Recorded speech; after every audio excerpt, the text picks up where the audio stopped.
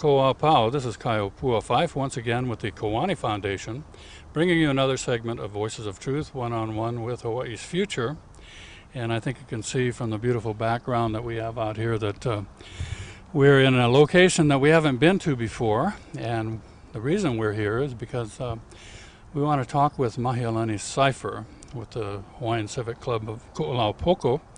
And Mahealani has got an attachment to this whole area, these particular sites that we're going to be talking about today. Mahealani, mahalo for being with us. Aloha. Thank you very much.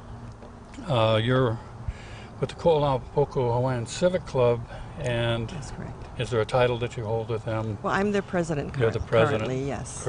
Good, wonderful. Much of my life has been devoted to advocating for the people and places in Kaneohe Bay. You know, I born and raised in Kaneohe. My Papa Cypher's family comes from Hana, and Mama Cypher's family comes from Hilo, you know, the Kukila and Nakapuahi line.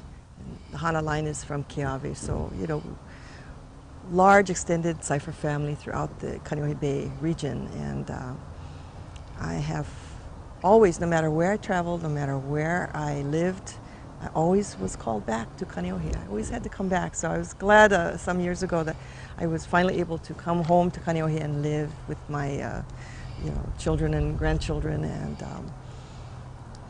I worked to advocate for the Kaneohe Bay area for many years. I used to be the editor for the Sun Press papers, you know, before it was midweek. Mm-hmm. And one of the things I did as their news editor was to make sure that there was good planning. There's many stories about the planning for the area. And in the 1970s, when they did the revised Oahu General Plan, I covered many of the meetings that involved planning for the future of this area. Mm-hmm. And one of the things the communities wanted was to hold back development beyond Kaneohe. You know, I think it was too hard to protect Kaneohe from being developed much more, but the countryside beyond there, from Heia on up the coast, was at risk of being developed, and so a lot of the things that the Sun Press covered was planning stories and articles about community concerns and needs. Mm-hmm. And I myself became deeply interested in the impacts of the H3 freeway on the windward side. Mm-hmm. And so many of the stories and articles and editorials that I wrote had to do with those impacts. Let me ask you before you go on too much further. You mentioned that there was a sentiment in the community to kind of limit the development from proceeding further on. Yes. That from what had already been done. Yes. That's interesting because my family has an attachment to Mokapu. Right. Before the military bases went in and so forth, the family had properties down there, and we used to call this the country. Mm-hmm. People came over from Honolulu side on the weekends to the country, and this is where we came. Mm-hmm. This is where the families came. So I know there's been various levels of ongoing development over the years, but you say you were involved with what we see behind us, H3. It must have been from early on with the planning stages too, I guess, huh? 1972, I was hired as a news editor at the Sun Press papers, and that's when the first time I learned about it. And I thought, why are people making a fuss? It's just a highway, you know, it's not a big deal. Mm-hmm. But as I started reading the EISs, and I read all 13 volumes, I realized that there would be a number of fairly significant impacts on the windward side. And one particular report that they did as part of the impacts of H3 was a social economic impact statement. Mm-hmm. They call it the EDOS study. And that one identified all of the types of social impacts that would come about because of growth that was spurred by the building of H3. Mm-hmm. And 20 years later, we find that those impacts have occurred. Mm-hmm. We are facing all of the same negative social impacts that were predicted, 25, 30 years ago. In the studies. In the studies. And isn't it amazing? What was the purpose of H3? I mean, is there a single individual purpose for H3? Well, I think it had multiple purposes, actually. Mm-hmm. And I think that those who promoted or advocated for the construction, it was supposedly to connect to military bases initially, mm-hmm. and then it was to improve traffic flow over the Ko'olaus, mm-hmm. and it was also supposedly to improve the job sector, to provide jobs for our local people. We do a lot of work to mitigate the harm done by the highway in environmentally and culturally, whatever way we can. Mm-hmm. Yeah. Yeah, I heard that the driving force was essentially another military project, and that there were justifications made for, smoothing out the traffic, and I'm sure that worked to some extent, but I do recall, some of the serious intrusions on culturally sensitive areas, which of course in Hawaii is like everywhere. But the place that we're standing at now, below that H3 highway, the very facility that we're standing on now, it looks pretty trashed, but it was at one point an important navigational facility for the Navy and the Coast Guard. But you have a vision for even this structure here. We sure do, yes. And this vision actually came about after a series of meetings with the communities. In the 1990s, when the Coast Guard announced that they were closing down the station, the Ko'olau Foundation held a number of meetings, and community folks came forward and they expressed what they'd like to see here in the valley once the Coast Guard was gone. Among those things were cultural and environmental education programs, passive recreation, opportunities to clear out the vegetation and plant native plants, maybe a burial ground for ancient EV that's found inadvertently, something like that. So there's many different a repository. A repository, yeah. And also a newer use was to convert this building, this Omega station, into a museum to hold the artifacts taken from H3, from the archaeology on H3. Oh, very interesting. One of the things we've been talking, I'm from Kauai, I live on Kauai, and the various islands, one of the issues is, okay, so we get back our artifacts, or our funerary remains, or our EV, what do we do with them? So you envision this as possibly yes. A repository for the EV from this area. That's fantastic. I think that's a great possibility.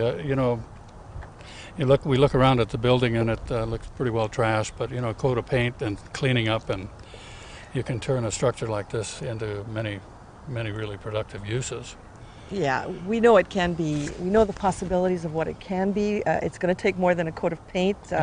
It's been made environmentally hazardous because it's been neglected for the last 12 years or so. Or 10 years since Hawaiian Homes took it over. People have been coming in and trashing the building. It's going to cost an estimated $2 million just to clean it up and make it safe enough to renovate. But what we'd like to do is convert it to a museum to hold the artifacts, as well as to honor Omega's history, because the Omega station was one of 7 in the world, used for navigation aids for aircraft and ships at sea, and also to maybe to hold the history of Ko'olaupoko area, and maybe the history of the struggle over H3, the pros and cons. It was a huge community struggle for 30 years, and I think that would be a worthy subject of display here in this building. Yeah, I think all of that wrapped up. I mean, it could be quite a historical museum repository combination of things. Going into the fact that it performed a function that was only replicated 6 other places in the world, there may be some funding sources affiliated with that historical use. I think so. I think there definitely would be some sources for that. Yeah. And I think that's important too. It's exciting to think that we had 1 of 7 in the world right here in the islands. So. Well, you mentioned Ko'olau Foundation. Is that related to the Civic Club? Is that a freestanding nonprofit? The Ko'olau Foundation, the purpose is to perpetuate the Hawaiian history and culture and preserve historic sites. It was formerly the Stop H3 Association. Its mission has been changed, its board has been changed, so it's now got more of an educational and preservation kind of function. So it started out as kind of an opposition entity, an advocacy, and it's kind of morphed around. It's morphed to a more positive purpose. Yeah, well, that's sometimes out of bad things come good things. Exactly. And generally they do, Exactly, and of course it takes people and energy and resources. But it looks like a great opportunity. All right, we've moved a little bit further up the road, higher up in the valley. And Mahealani brought us up here because there's a structure here, a building, and it's got all this fantastic graffiti on it, some pretty artistic stuff. And you mentioned that you had pretty much cleaned it up, and you use this for a kind of a dining hall after cleanup projects? Well, it's a gathering place for gathering after place. we do our service work. Yeah. So, Mahealani mentioned when we left the Coast Guard building down below that the firemen come up and they paint the walls over the graffiti every month. At the Omega station, yes, I think it's about every month. Almost every month, and immediately thereafter, the taggers are up there, putting their artwork up again, and then you just saw what they've done up here on this one building. Well, we've been coming in to the valley with cultural access through Board of Water Supply and Department of Hawaiian Homes for some time now. We do cleaning. One Sunday we cleaned the glass out of the Omega Station parking lot. And we've been cleaning up here. This area is part of Kanehikileheau, and it extends far up to near the Pali. And the highway itself kind of skirts the back of the heiau. And where we're standing now is sort of in the middle, and it proceeds on down the slope. And this building is actually built on top of the heiau. But it was dedicated to the god of thunder and lightning, and so it's an appropriate place because that's why the Omega Station was placed here, because it was thought to be a good receiver for that kind of environment, for electrical charges and things like that. So I guess it was a good placement for the kahuna who decided to put the heiau here. Yeah, and they didn't even have any high-tech equipment to tell them they needed to be here. They didn't need high-tech equipment. You can tell when there's a storm. It seems to be centered in Haiku Valley. Oh my goodness. And it's got a commanding view of Kaneohe Bay, which is the place I love. And so our volunteers come up from our civic club and other friends in the community. They come up and work with us, and we have a paina at the end of the work period, and that's basically what we're doing, and we invite everybody to come and help us. When you do work on a cultural area like this, it gives back. Your mana grows, you get stronger, and your spirit gets stronger, so it's really good. Everybody who helps us always remarks that it always makes them feel like they are recharged and energized after having helped with us. Well, that's the way it is. I mean, it's like getting into a craft or an art or a sport. You really become a part of it by doing, and immersing yourself in it. So when you talk about cleaning up, where are you focusing right now? Well, we don't have authorization to really do major cleanup yet. We are hoping that OHA will acquire the land from Department of Hawaiian Homelands, and then we will help OHA with managing the property to get the major cleanup that's needed. And there have been a lot of people who have approached us that want to help with that, bringing in equipment and things like that.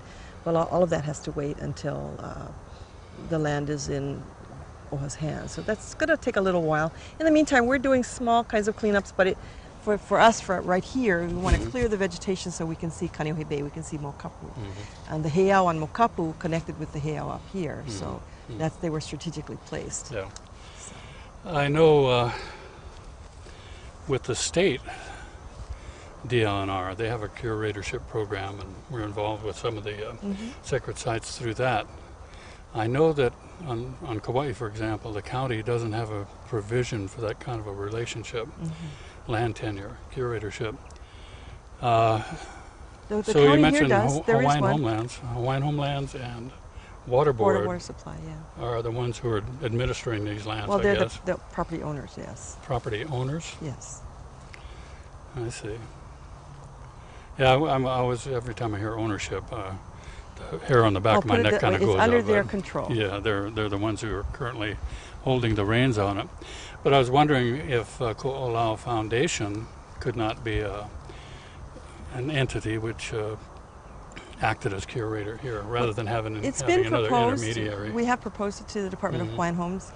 We even made a presentation to the commission, the Hawaiian Homes Commission, but it was never placed on the agenda for action by the commission, so it's sort of on hold, and OHA seems to be comfortable with maybe taking over management of the land and then having our community people come in and help with that work. Mm-hmm. I was just wondering, I've done some projects where OHA was, and I know they do some good things, but there was a Native Hawaiian Education Council, and we had federal funding for the council, and for some reason it had gone through OHA and then to our council, and by the time you eliminate the federal blackout days for access for information and funding and so forth, and then you have the state, same thing, and then OHA has their blackout days. It's almost like through the morass you're pretty much blocked up. But I guess you folks are checking every opportunity, and it seems like, weren't you mentioning also that there are other entities or other organizations who are either working in the area or want to come in? There's a lot of support for conversion of this property into a cultural preserve. Mm-hmm. We have both the Kaneohe and the Kahalu neighborhood boards that support it. We have support from various community organizations, and we've had a lot of volunteer groups that have come forward and say, let us know when you're ready to do the big work. They'll come in and help at that time. So for now, we just publicize it on our website. You know, when we have our cultural access days, we publicize it on our website. Do you have a plan? For use of the valley? Yeah, a plan for what you see as a vision, and a kind of like a objective work plan is how do you move from one phase to the next, or are you there, or? Well, that's a strategic plan. No, we haven't done that yet. We worked with the Halavaluluku Interpretive Development Plan to incorporate the community's desires into that plan for use of this property as part of the impact of H3 to mitigate the impact on cultural areas. And there was some strategic planning there, but that got derailed a little bit, so we know that some of that work still needs to be done. But we do have a vision for the property. We think as a cultural preserve, it would provide opportunities for cultural and environmental education and other kinds of programs up here. Passive recreation and planting native plants, maybe a burial ground for EV and things like that. So there's a lot of possibilities. This land can be productive again. And right now it's in the middle of an urban area, and it's the perfect place to create this kind of nature and cultural preserve. Yeah, natural green I know the zone. city did a plan some years back, about 10 years ago, for this area, and it was to be called a nature preserve. And subsequently, we got the legislature to adopt a law to create a cultural preserve commission, and that was vetoed by the governor. So we still think that's the best route to go. Well, you have someday to go around maybe, again. I mean, it maybe takes we'll have years to try get it some of that again. stuff Yeah, through, but you know, for now it's mainly just Malama the Aina, Malama the sites here, Wahikapu. There are several in this valley, and the two major ones are Kanehekili and Kaneamu Kanelua. And some of the families that have families buried in here, they come up with us and they run over those places. Well, it's kind of like a support building exercise in itself, is finding out who's related to the place, who has an affinity for it, who has the motivation to become a part of it, and then you kind of sort out who's for real, and who really who sees eye to eye with each other, and then you just keep proceeding. But there's always that planning perspective. Every time you want to talk to any entity or governing group about something like this, or potential funders, they're always, okay, so what do you have in mind, and how are you going to make this happen, and who's going to do it? We've brought potential funders up here, and they actually are all really excited about it. I think the only wrinkle that still needs to be resolved is management of the land. Who, will it move to OHA? Will it move to the community to manage? Once that is established and firmed up, the resources will be there. They've already, expressed their enthusiasm and support for the project. And the community is really excited. And what's really been interesting is the kupuna, the elders, want to see this vision become a reality. And the young people want to see this vision become a reality. So we want to, all those taggers and the kids that come in and they jump the fence and whatnot, they want to be part of this valley. They want to come in and help bring it back to life and clean it up. And so we look forward to the day when we can open the doors and bring everybody back. Well, you mentioned the taggers. You know, you have that youthful energy, and if you can channel that, you know, or help to direct it so that it's very important. We did a major cleanup of Mahealani on Kauai, and it's just down the road from Kauai Correctional Center. And we actually brought in, on a regular basis, several of the convicts, you know, several of the Hawaiians who were locked up in there, and we got them out, and they came down and they did cleanup with us, and they worked, and we had a cultural and historical educational element combined with this. And these are fellows who had grown up in the area who had no idea about the history, no idea of the culture, and it's those who were just kind of floating loose with no anchor to hold on to. And this kind of a project can give those people, you know, something to grasp. Well, you know, we have a lot of projects like that in the Kolau Foundation and the Kolau Poka Hawaiian Civic Club. And in another group, Kakō Iwi, we're doing a lot of things with historic areas that provide volunteer opportunities, and they're really exciting, like Naʻoneala'a at the end of Waikalua Road, and Mahuahua ai Ohoi, the kalo fields above the He'ia Long Bridge. You know, there's all those kinds of things we're doing, the Ahupua'a boundary markers, which will help identify everybody's Ahupua'a boundaries. Those kinds of things are exciting, and when we tell people what happened, what historical events took place or what was there, they get excited. They like that. They like to know what was there before. Yeah, you got to realize we've had a couple generations of kind of a absence of memory, you know, and so I think it's our kuleana, our responsibility to you know, bring back those good things and about our communities and our families and our nation, and promote so people can attach to it and hang on and become a part of it, become immersed in it.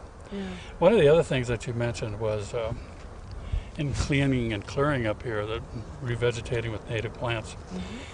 And we talked on the way over here actually about halau supplies. And you mentioned that there would be an opportunity for halau to...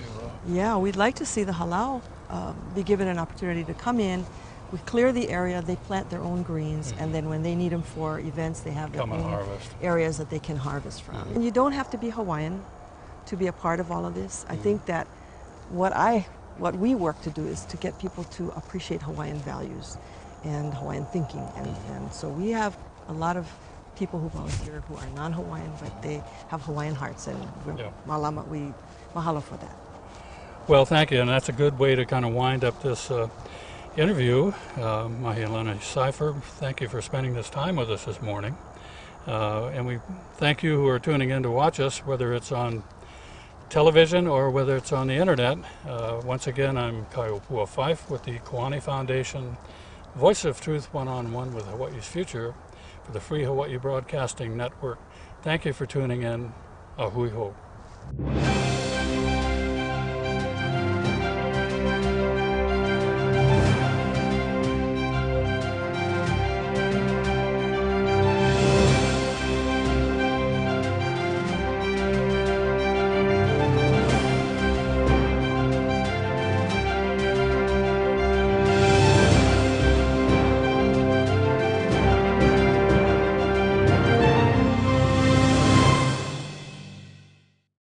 Mahalo for watching Voices of Truth One-on-One with Hawaii's Future. Watch us on the web 24/7 at voicesoftruthtv.com. You'll find all our shows, including this one, in case you want to see it again or share it with family and friends. Also view our weekly video commentaries at freehawaiitv.com. And check out our blog, published daily, at freehawaii.info. It's all part of the Free Hawaii Broadcasting Network.